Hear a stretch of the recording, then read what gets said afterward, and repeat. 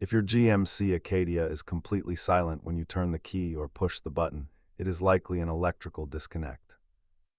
Statistically, nearly half of all no-start issues are caused by a battery that lacks the cold cranking amps to engage the starter. Let's walk through the diagnostic path to find exactly where your Acadia is losing power. Before pulling parts, ensure your shifter is fully in park and your battery terminals are tight and corrosion-free.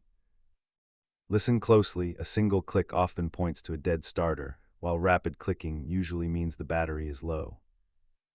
GMC Acadia models are also known for ground strap corrosion, which interrupts the high amperage circuit needed for starting.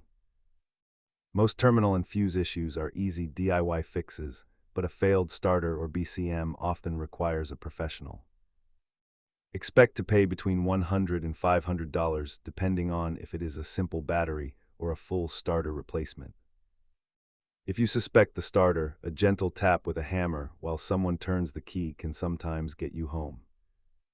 Grab a 10mm wrench and a multimeter to verify you have at least 12.6 volts before moving on. Remember to check the simple things first, as a loose wire is much cheaper to fix than a whole starter.